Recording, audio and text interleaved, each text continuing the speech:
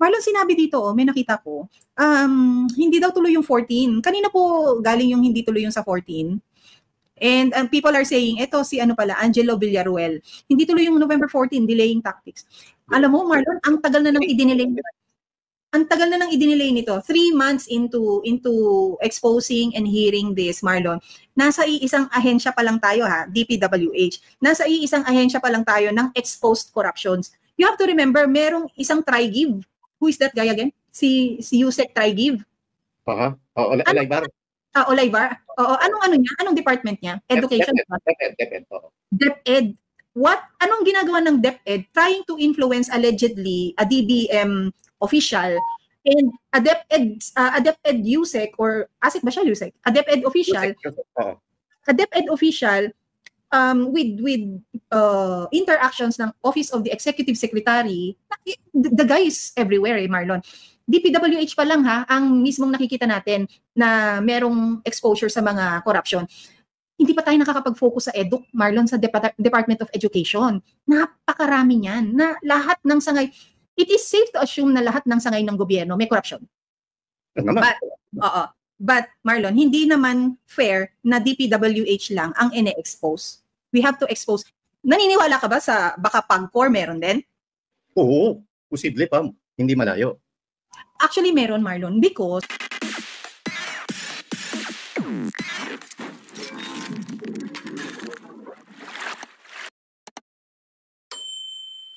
nasa na tayo, Marlon? Yung sinasabi natin yung mga lugar na yan na subdivision. Ang daming Kapampangan ngayon, no? Oo. Meron akong gustong batiin na Kapampangan din. Sino? Pwede yung nag-unboxing ng kanyang ginto. Kapampangan ba siya o marunong lang?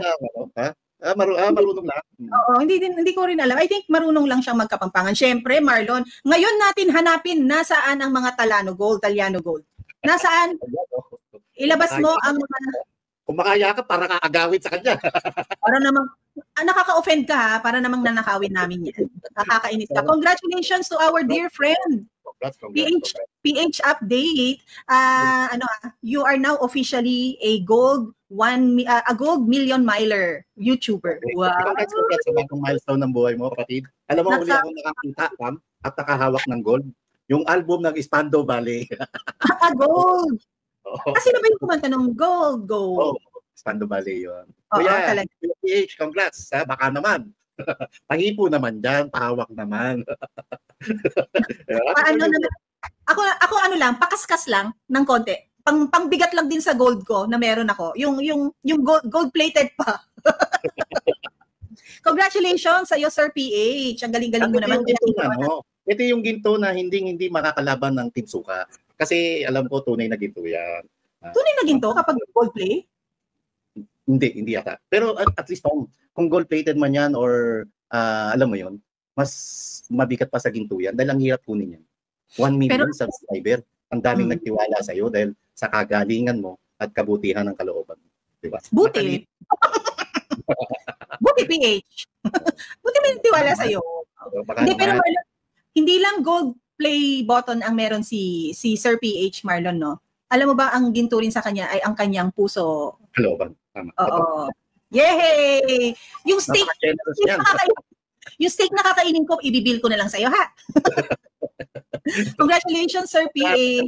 Congrats. And montik daw magtampo misis niya. Bakit? Kalahin mo pagtulog. Yun ang yakap-yakap. Itsura naman kita mo naman parang kala mo aagawin. Uy, congrats ha. Galingan mo. Pag hindi mo na-achieve yung platinum, yung diamond, dumanda ka sa amin. Grabe, 10 million, Marlon. Ang next palang mileage, 10 million. Ang next na milestone, 10M. Hirap na, no? Hirap. Yun, kailangan yun ng more effort para Ang laking tulong ni PH Update sa mga kababayan natin. Sa pagbibigay ng makabago, matalinong diskusyon. Oo nga, Marlon, yung makabago matalinong diskusyon na yan ang kailangang hanapin natin sa paparating na pagbubukas ng Blue Ribbon Committee hearing. Dahil, nag-freeze ka, Marlon. Ako? Nag-freeze ako? Ayan, ako na. Okay. Dahil, Marlon, yung ganyang matalinong pag-uusap, namimiss natin because at the moment, hindi ko alam, Marlon, bakit talaga ang tindi ng propaganda nila para ma-invalidate ang mabigat na salaysay na meron ang isang Gutesa? Ang laki ng takot nila, no? Ang laki ng Grabe. takot nila at talagang pinipigil nila na malantad na yung tunay na katotohanan. Sabi nga naman nila, di ba, hindi daw siya credible. Pero bakit siya yung ginigiba? Bakit siya talaga yung todo na ginigiba? Alin ba ang importante talaga? Yung affidavit niya? Yung notaryadong affidavit o yung sinumpaang salaysay niya mismo sa harap ng Blue Ribbon Committee? Marlon, ngayon lang ever sa isang sangay ng gobyerno, sa itong branch na to na Senate, Marlon, nagkaroon ng focus sa isang technicality, which is the funniest thing is about a notarial mark or a notarial service na ginawa. Kaya lang kasi na ano niya anong tawag doon, yung panunumpa niya sa harap ng telebisyon o national TV, live, hindi nga to national lang, Marlon, worldwide to kasi maraming nanonood na ibang tao at naka-witness nung kanyang statement at salaysay, pero pilit talaga siyang ini-invalidate ha. Pero Congressman Mike Defensor Marno, former congressman, nag-guest siya sa program ni Sir Admar sa SMNI. And Sir Admar clarified, Mike Defensor made a very good point, Marlon, na bakit laging ginigiba si Gutesa. Pero may dalawang pangalan, talagang feeling natin mas mabigat ang alam, mas may bigat. Tatlo. Oh? Tinutukoy mo ba si John Paul Estrada? Saka yes. Si Mark Texay? Meron pa alam mo, pinanggit din doon, si Congressman Eric Yap. Oo nga, kasi parang nakasabay niyang maghatid. Tama ba? Siya yung tumanggap, tama ba, ng 46 na maleta, removal luggages, na punong-puno ng pera ang laman. Oo. Itong si John Paul, Marlon, nakahanap tayo kasi dito, yung finlash yung pangalan niya sa screen, sa Senate hearing mismo to, Marlon, ha, pina-identify kay Gutesa, even Bryce Hernandez, kung siya ba yung John Paul. And then the two confirm na opo, siya nga po. And yes, your honor, ang sagot ni Gutesa, to confirm na siya nga. However, hindi finlash yung kay Mark. Hindi ko rin kilala, wala rin ako makita sa online, Marlon. Yung Mark is yung itong dalawang to, Marlon, sila yung kanan at kaliwang kamay ni Zaldico, di ba? Sila yung at nag-entertain at sumasalubong sa tuwing may ihahatid na pera, at sila rin ang nagpapadispose ng pera kung kanino naman ang pinapadala. Sila yung nagre-rekanto. Yes, binibilang kaya nila ulit? Per maleta na lang to. Ang hirap bilangin yan, Marlon. Naman, no? Baka bumigay yung yung counting machine. Oo, no, yung money counter. Kasi bundle yan eh. Pero how can you be so sure na hindi bato yung nasa loob na iba para bumigat? Anyone, Marlon, kung hindi buo yung loob mo o prinsipyo mo, maraming hihina pag nakakita ng pera. Tukso yan eh. Ang laking tukso niyan eh. Mas maano pa yan, mas masarap pa yan sa cake, sa candy, or anything, no? Because it can buy you anything you want.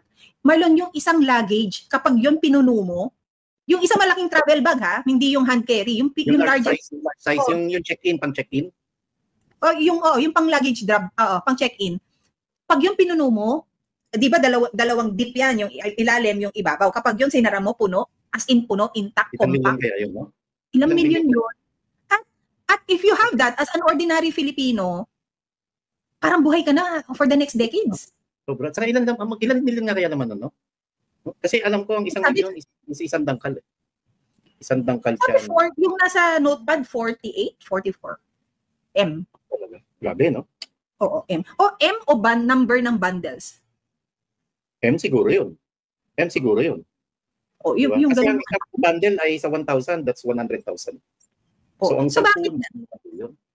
bakit nga hindi pinatawag ever itong doon na lang muna tayo sa kaliwat kanang kamay ni Zaldico. Hayaan mo na si Eric Yap magpaliwanag ng sarili niya, di ba? Naglabas na siya ng kanyang payag, tinatanggi niya. Itong dalawang to, itong si Mark at si John Paul, never silang pinatawag, pero dinidiin nila ngayon si Zaldico, Marlon, di ba? Bakit hindi nila gustong marinig yung side ng story nitong dalawang to? Anong participation nila? May participation ba sila? And gusto ba nilang ikanta na kung sino to? Kasi kapapahamak nila yan. Staff lang mga to, madaling gibain to. Kung talagang ang katotohanan, ang pakay at kagustuhan ng Blue Ribbon Committee na makuha, makita at maihayag sa pagdinig na yun, dapat ipatawag si Mark at saka si John Paul Estrada. Pero kung gusto naman nilang pagtakpan ang katotohanan, talagang hindi nila ipapatawag ito. At kapag hindi nila pinatawag ito para pagtakpan ng katotohanan, ibig sabihin, kakuntsaba na rin ang Blue Ribbon Committee ni Martin Romualdez at ni Congressman Saldi Cruz. Mag-open ulit ito sa November 14. That's the target date, November 14, makapag-open ulit, makapagdinig ulit ng case, Marlon. So kung magkakakampi ang lahat, nanonood tayo ng telenovela pala. Kung magkakampi ang lahat, lalo lang magagalit ang taong bayan. Lalo lamang nilang binibigo ang kagustuhan ng lahat na mapanagot at mapakulong yung mga taong sangkot sa pagnanakaw sa bilyong pisong pera ng sambayan ng Pilipino. Uy, Marlon, may nagagalit. Bakit daw mahina yung boses mo? Okay naman po siya sa pandinig namin dalawa. Mahina ba talaga, Evelyn Peterson? Naka-mic ka ba? O wala? Tanggalin mo na lang. Hawakan ko. Tanggalin ko lang mic ko. Okay, Evelyn, sorry. Nung nakaraan, understandable kasi talagang nasa malayong lugar ako. Ngayon, mahina pa rin ba? Yun. Mic test. Kamusta po si Love and Care? Kamusta po si Love and Care? Maayos naman po, sabi ni Michelle mahina talaga audio ni Marlon, sabi raw si 6988. Sige, lalakasan ko po. Pasensya na ho. Loud and clear. Feeling ko yung mic mo, Marlon, kasi syempre kung may defect yung mic mo, nakukuha yung audio, dapat yun ang kumukuha na. Kung wala na lang, kasi kahapon tinanggal mo, mas okay din. Yeah, ito, tinanggal ko na. Malakas naman, welcome naman. Ayun. Ayan, okay na. Paki-increase na lang din po yung volume nung sa iba. Baka po sa volume ng device ninyo. Marlon, sinabi dito, may nakita ko, hindi daw tuloy yung 14. Kanina po galing yung hindi tuloy yung sa 14. And people are saying, eto si Angelo Villaruel. Hindi tuloy yung November 14, delaying tactics. Alam mo, Marlon, ang tagal na nang idinelay. Ang tagal na nang idinelay nito. 3 months into exposing and hearing this, Marlon. Nasa iisang ahensya pa lang tayo DPWH. Nasa iisang ahensya pa lang tayo ng exposed corruptions. You have to remember, merong isang Trigive. Who is that guy again? Si Yusek Trigive. Olaybar. Olaybar. Anong department niya? Education. DepEd. Anong ginagawa ng DepEd? Trying to influence allegedly a DBM official and a DepEd USEC or ASIC ba siya USEC? A DepEd official. A DepEd official with interactions ng Office of the Executive Secretary. The guy is everywhere, Marlon. DPWH pa lang ang mismong nakikita natin na merong exposure sa mga corruption. Hindi pa tayo nakakapag-focus sa EDUC, Marlon, sa Department of Education. Napakarami niyan na lahat ng sangay. It is safe to assume na lahat ng sangay ng gobyerno may corruption. But Marlon, hindi naman fair na DPWH lang ang ine-expose. We have to expose. Naniniwala ka ba sa baka PAGCOR meron din? Oo, posible pa. Hindi malayo.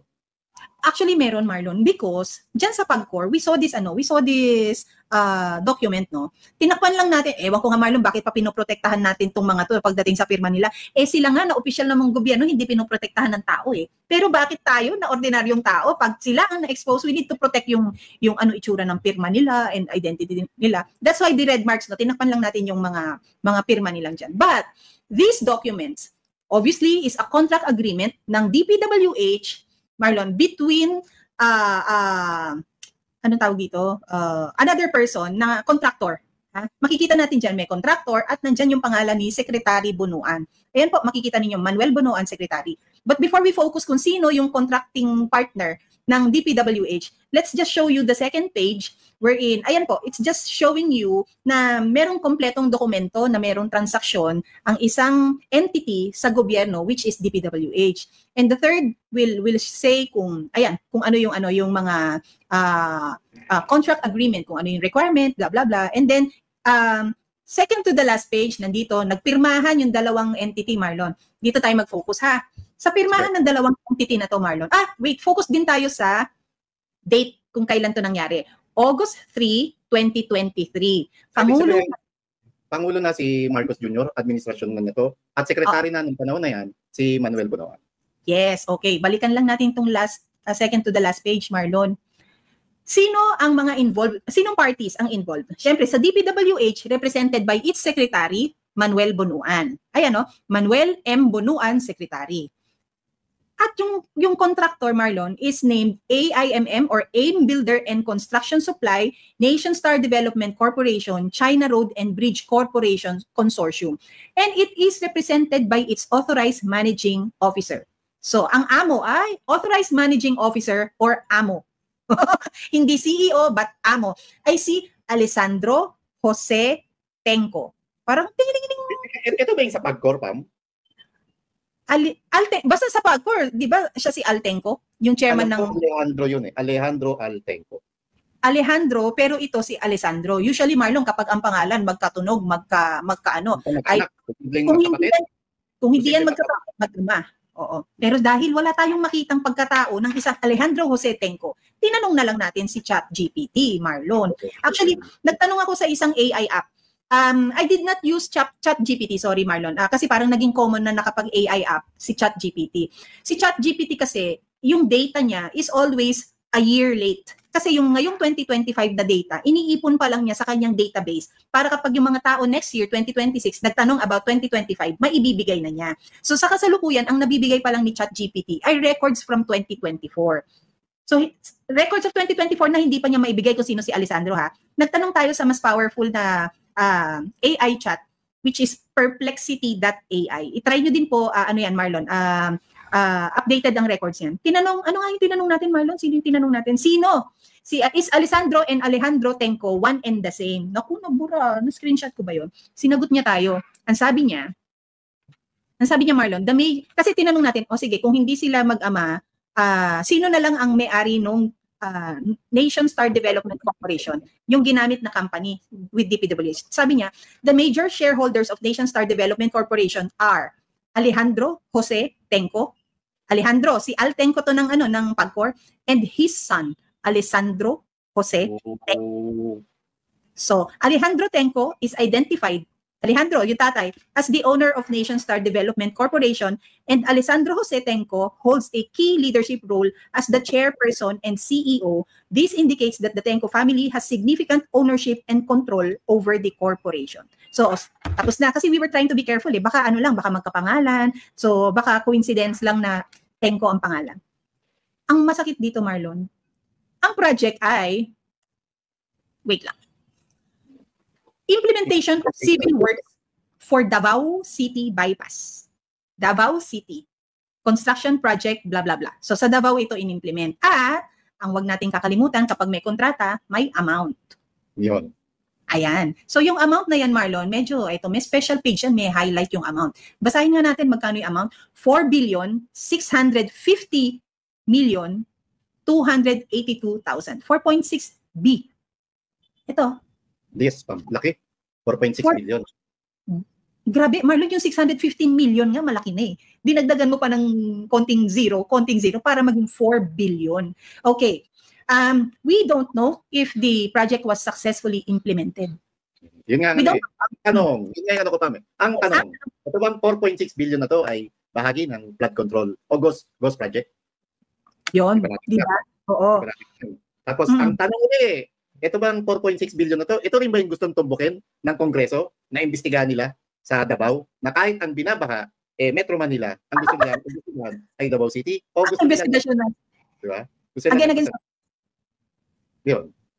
Gustong lagpasan, hindi nga uubra yung ganun, Marlon. If you're kasi nagbuo ka pa ng ICI eh. Kaya lang questionable din ang nagbuo ng ICI, presidente. Yung presidente, sino ang mga involved, Marlon? Kaibigan ng mga presidente. Hindi ba matalik na magkaibigan to? Pinsan, di ba? Pinsan. Tapos yung mga kaibigan, mga malalapit at higit sa lahat, mga kaalyado. Tingnan mo, Marlon, may nag-comment ha, si Ma'am Joanna Diaz, that Alessandro is the son, yung kinasal ng bongga sa Thailand. Sinong ninong? Di ba? Yung meron kinasal sa Sinong nagninong? Di ba? Unang ginang at pangalawang ginoo. Yung pangalawang ginoo kasi baka hindi siya ang presidente, di ba? Hello, Marlon, nagbabalik si Sir Jurek Bargayo. Maraming salamat po, nagbalik kayo. Kahit sa mainit nating talakayan kahapon at palitan ng kuro-kuro, thank you po, nandiyan kayo ulit. Ayan, Marlon.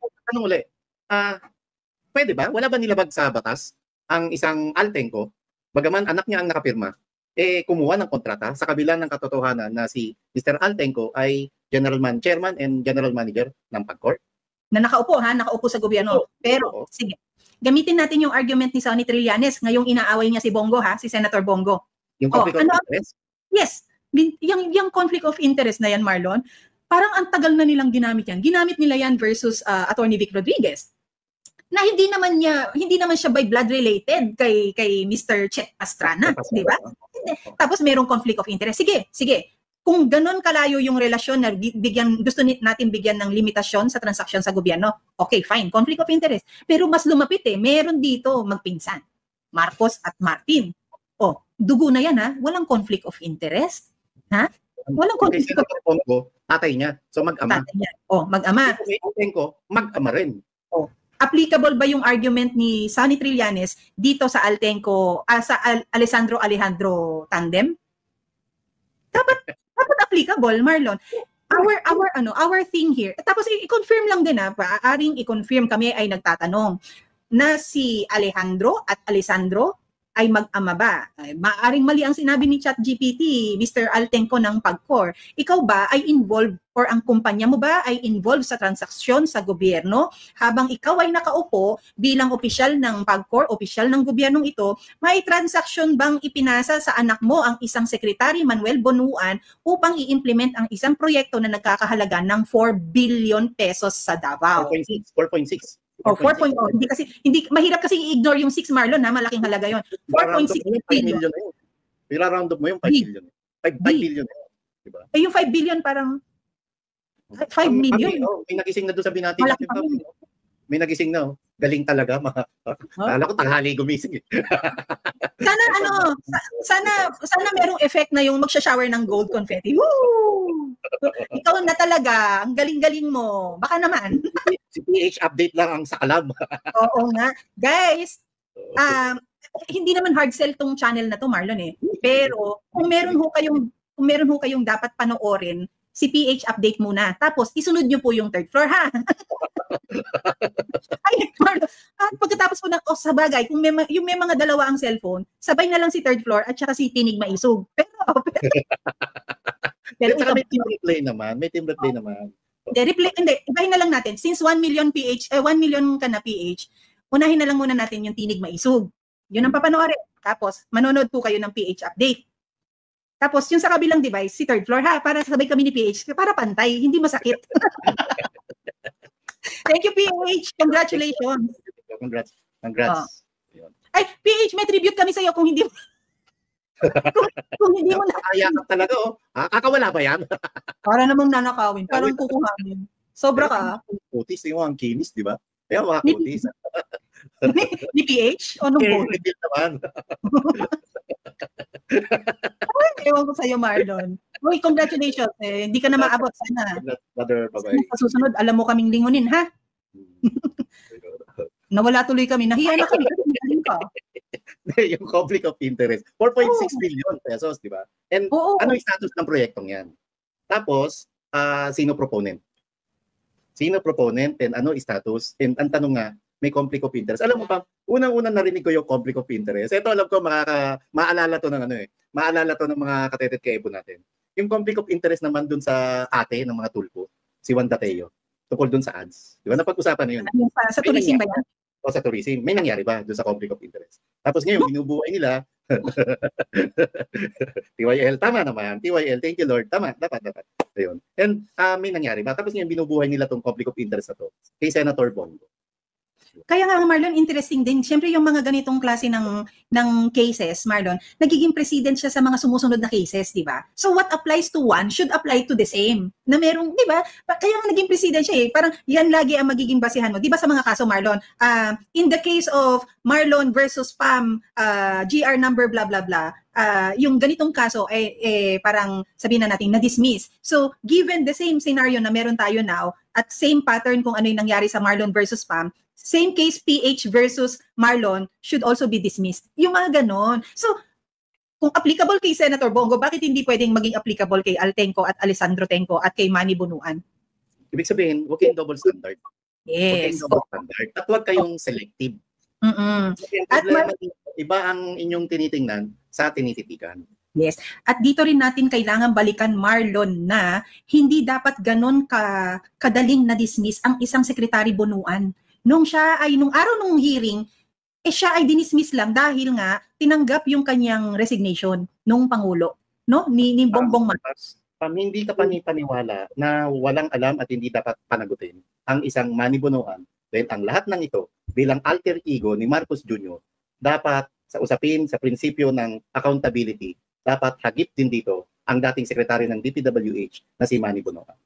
So dapat siya mapatawag ulit. Dapat siyang maupo ulit doon sa sa hearing na yan, Marlon. Kasi hindi rin nga natin malaman, Marlon, kung tataya ba tayo ng ating kumpiyansa, kung tataya ba tayo ng ating tiwala. Dito naman sa ICI, napiling-pili ang ibinibigay sa sinasabi nilang live nila. Ang live naman, Marlon, yung press conference Yung press conference, after the fact na yon, di ba? After na ng pag-uusap ninyo yon. Pero ang gusto naming marinig bilang kami ay mga responsible marites dito sa issue pang national na to, gusto namin malaman kung paano kayo nagtanong, ano ang tinanong ninyo.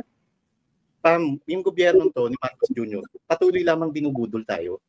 Budol na yung sinabi niyang 5,500 flood control project. Budol pa rin yung sinabi niyang isosoli niya yung 60 billion pesos sa PhilHealth. And budol pa rin yung pangako ng ICI na isa publiko yung kanilang pagdinig at investigasyon. Dahil hanggang ngayon po ay hindi nila ito ginagawa. Alam mo ba, Marlon, yung mga ngayon, even yung mga celebrities sa entertainment industry, lagi ang mga hirit nila meron ng, dito walang ghost project dito sa studio namin walang ghost project. Tapos merong isang Dennis Trillo. Dennis Trillo, kamukha ni PH Update yun, Marlon. Wow! Sobra-sobra ka na, umalis ka na nga dyan sa... Hindi. Oo nga. Si Dennis Trillo, walang bayad yun. Wow. Yung pagpuri ko nyo, walang bayad yun. Hanapan kita ng kamukha, Marlon. Parang Jerry Craval Di ba pwede Dennis din? Dennis Padilla naman. Hindi. Si Marlon Hot, tignan ninyo, pahabain nyo lang ang buhok, Jerry Craval dahil sa kanyang, diba? Jerry Craval. Ira mo naman yun, tanggapin mo na. Hindi, nawala tuloy ako. Hindi anak ni Jerry Craval. Babae na. Bigla ko na naalala. Kamukha ko? Talagang in-offer pa sarili niya. Kamukha ko. May gano'n pa kamukha ko. Pabalik na kay Dennis Trillo, ang hirit niya, Marlon, parang nakapagbayad na siya ng tax niya for the year, tapos hiniritan niya na, pwede nang nakawin. Ganun yung Vicky Bello, I watched one of her interviews sa isang network, no? Sabi niya ganyan, I feel bad nga, sabi niya ganyan, na yung napapanood natin dati, na live yung hearing, ngayon parang tinago na nila. Ganun siya. So, it concerns them, the high profile society down to the lowest na kabilang or kung saan man tayo nabibilang, Marlon, no? It concerns everyone. Mataas, mababa. The flood control project, the flood control anomaly, Marlon, magiging peklat ni Marcos Jr. Peklat na hindi kiloid. Kasi ang peklat magla-lighten pa yan kapag ginawan mo ng kung ano-ano. Yung kiloid, yan na yan. Kanya na yan. Yung marka na talagang umalsa. Hindi natin masisisi yung mga artista kung bakit masama ang loob sa Marcos administration. Kasi sila talaga willingly, religiously, nagbabayad sila ng mga taxes nila. Tapos nakikita nila itong mga taxes na to ay ginagamit lamang sa mga luho, bisyo, pagkakasino ng mga taong involved sa anomalya sa flood control. And take note, huwag natin kalimutan, singit ko lang, yung utang na pala ngayon na yung national debt ng Marcos administration ay 16.68 trillion pesos. Sa tatlong taon pa lang ito, 16.68 trillion pesos in 3 years from 2022 to 2025. Ang inutang ng isang Marcos administration. Kumpara sa 12.79 trillion pesos sa 6 na taong panunungkulan naman ni PRRD. At yung alam naman natin, yung Duterte administration, dumanas tayo ng pandemya.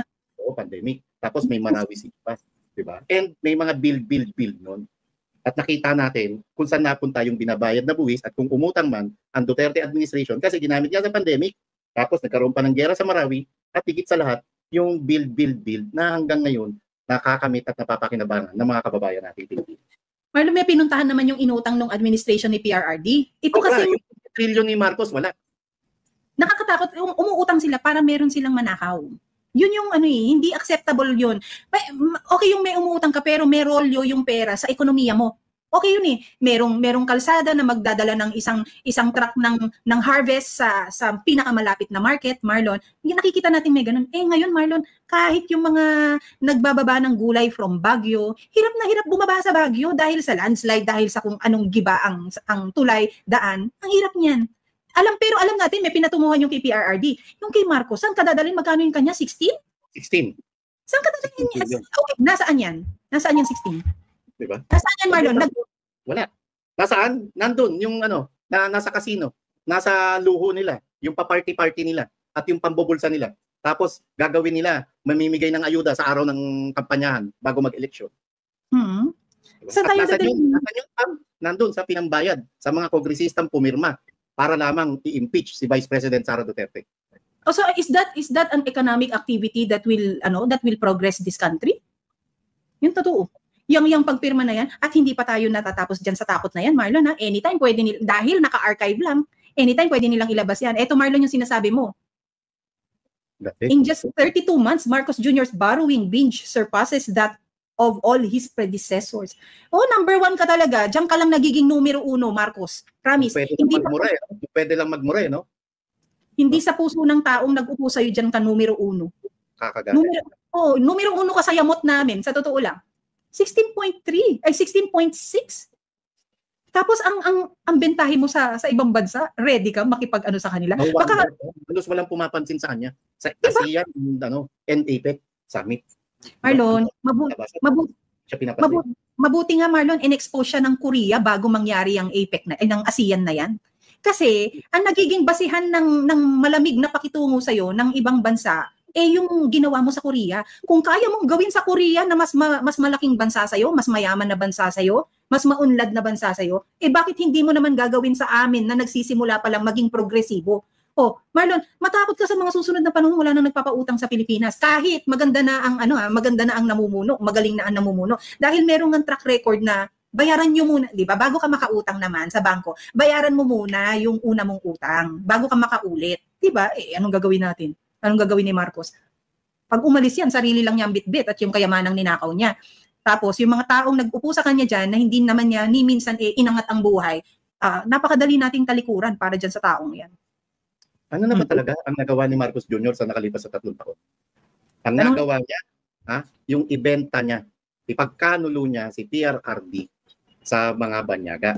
Ang nagawa niya, ayan ang pagtakpan, konsintihin at kuntsabahin yung mga nagnanakaw sa kaban ng bayan. Ibenta ang gold reserves ng bansa. Pahinain ang ating healthcare system. Yung trust and confidence, Marlon, it does not reflect that of Marcos alone as an individual. It reflects the trust and confidence of the ASEAN countries and the whole world to the country, the Philippines. Kasi, Marlon, ang leader, ang nire-reflect niyan, hindi naman yung imahe niya Yung imaheng nabibuild mo para sa bansa, wala ka namang tinayo. Lahat ng ginawa mo, paninira. So, lahat ng proyekto mo, propaganda. Lahat ng ginawa mo, tawayin, sirain ang pamilya Duterte. Diba? Wala. Yun ang focus nila. Ang pinaka-achievement niya, wala. I sent PRRD to ICC. Yun lang. Tumaas yung dollar. Yan, Diyos ko po. The dollar is strong because Marcos is weak. Di ba? Pero Marlon, sa pagbabalik, to sum up, to wrap up, sa pagbabalik natin sa assessment sa mga nangyayari ngayon again, it's not just DPWH na problematic government agency. Hindi. Puntahan din ho natin ang DepEd, puntahan natin yung PAGCOR. Bakit nagkaroon ng transaksyon? Ang isang Altenco, mamili na lang kayo kung yung Alessandro o Alejandro. Diba? Yang mga Tenco na yan, habang siya ay nakaupo, opisyal ng gobyernong ito, sa DPWH na another government agency, allowed by its Secretary Manuel Bunuan. Bakit? Will now the conflict of interest argument of Sonny Trillanes versus Bongo apply to Bunuan and Tenco? Diba? Where is Mark? Where is John Paul? Where are they? Na mga kanan. Diba? Ipatawag niya si Yusek Alaybar na naglilink naman kay Executive Secretary Lucas Bersamin. Marlon, usong-uso online sa TikTok. Ewan ko nga ba bakit ngayon lang nauso hindi naman na nga exciting yung ganyang laro na yan. Na bring me. Kapag ikaw sa Christmas party na pupuntahan mo, Marlon, anong request mo for bring me? Ako, bring me Zaldico. Zaldico! Diyos ko. Wag mo nang ibigay sa akin si Martin Romualdez. Si Zaldico, papakantahin ko yan na sabihin mo kasama mo si Martin Romualdez. Bring me Zaldico. Promise. Meron na raw sa airport, Pam. Meron ng mga, di ba? Saldi ko. Ano nangyari sa'yo? Ay, nangyari? Bakit nawala ka? Bakit parang nagkaroon ka ng... sa ilaw. Ano yung pag-gold dust mo yun para kay PH? Gold yun, Medyo na tayo. Dito si PH update. Hindi, yung bring me Zaldico, pero syempre, yung pinaka-wish ng maraming Pilipino sa darating na Pasko, bring home. Bring PRRD home. Bring PRRD home. Ang alam ko, Marlon, hindi naman tayo sa all praise to PH, no? baka merong, ang alam ko, I don't know, it's his story to tell. Baka nga naikwento na niya sa episode niya, na merong dedication itong anong to, or dinidedicate niya kung kanino man. I think it's a special plaque for him because PH started, ito solid to, Marlon. Solid DDS to.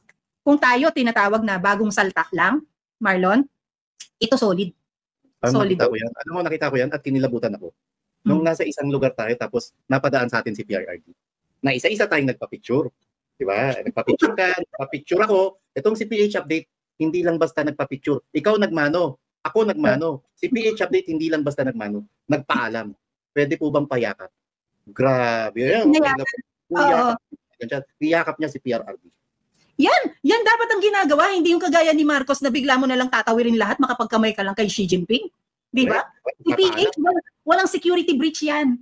Oo, kasi PH, may modo yan. Hindi katulad ni Marcos Jr., walang modo. Sisilip ka pa?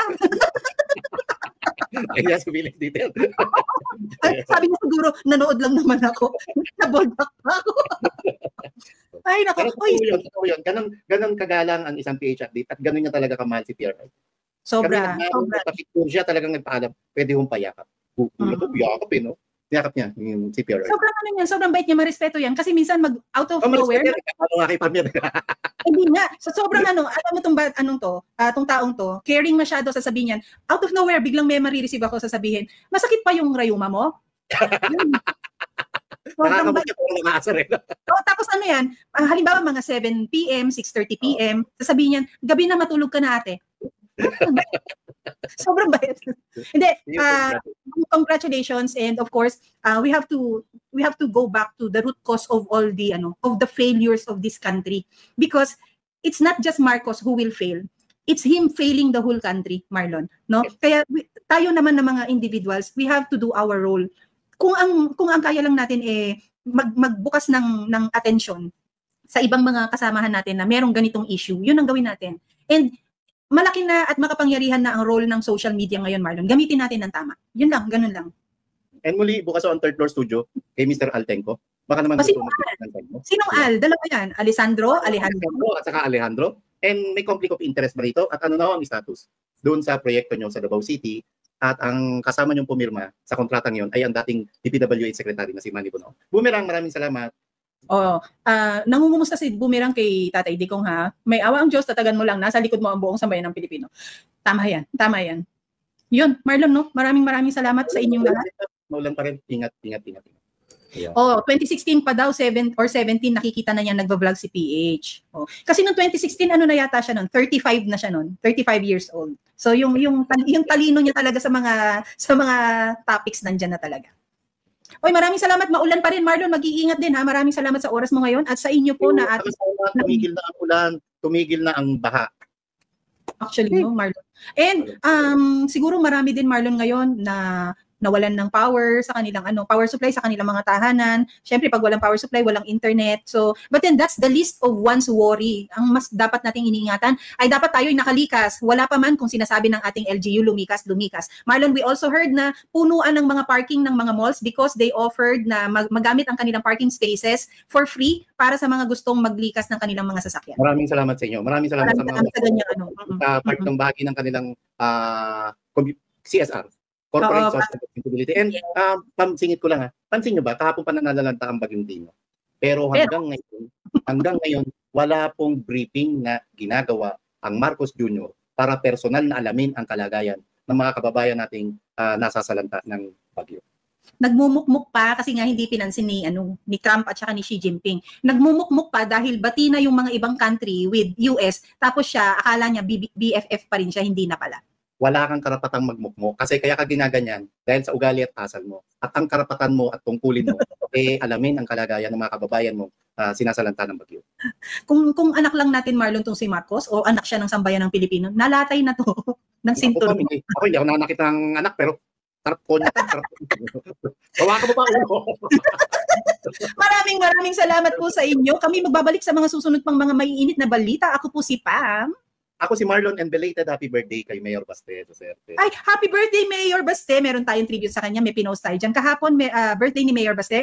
I think siya ngayon, hindi ko alam kung siya ngayon ang nakatoka sa The Hague, no? kapiling niya, sa kaarawan niya, si Tatay Digong.